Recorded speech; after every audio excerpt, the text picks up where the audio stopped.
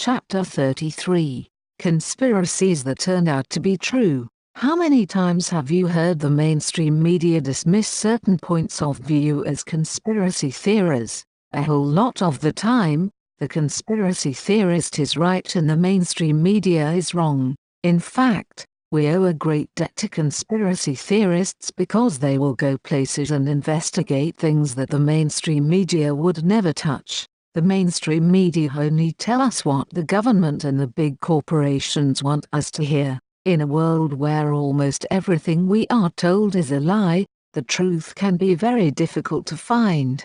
This is a quote by Michael Snyder, Blacklisted News. As it's not easy to sometimes separate fact from fiction, and as we are coming towards the end of this volume of work and you possibly thought that this book was just full of conspiracy, here are some conspiracy theories that turned out to be 100% true. The conspiracy was that North Korea was secretly kidnapping Japanese citizens. The theory in Japan was that its citizens were being kidnapped by agents of the North Korean government. Between 1977 and 1983, hundreds of people went missing from coastal towns in the East Asian country and North Korea was blamed. In 2002, North Korean leader Kim Jong-il admitted that they had abducted 13 Japanese citizens. A total of 17 have been recognized by the Japanese government, although this number could run into the hundreds. The conspiracy was that the US government poisoned alcohol during Prohibition.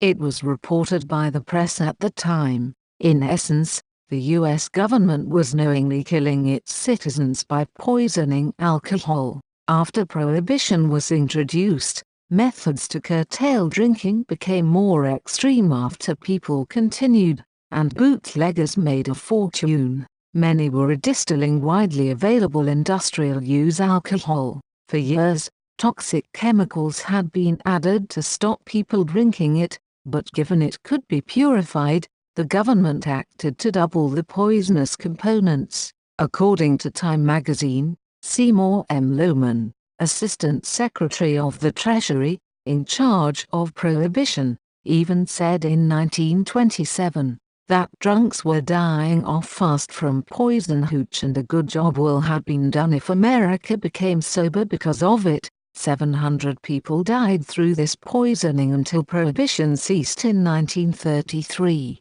The conspiracy was that countries were attacking themselves in false flag operations. The idea that a government would attack its own country in a false flag operation has been applied to many acts of terrorism in history, and of course, anything goes in the lunatic asylum that is planet Earth. Most famous is Operation Gladio, which I covered earlier in the book.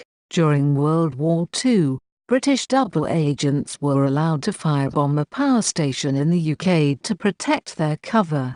These documents were only recently released. In West Germany in 1978, the secret services breached the outer wall of the Celle prison by detonating a bomb.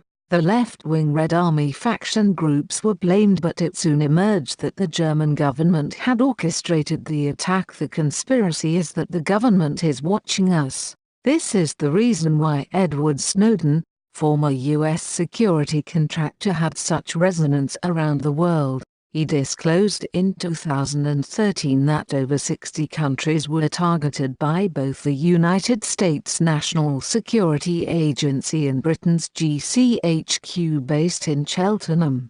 That European leaders, including Angela Merkel of Germany, were being spied on became headline stories, but the most important point was the mass vacuuming of people's data. The Washington Post revealed that 9 out of 10 people on which the NSA spied were not the intended targets of its surveillance. This suggests that they use a catch-all approach.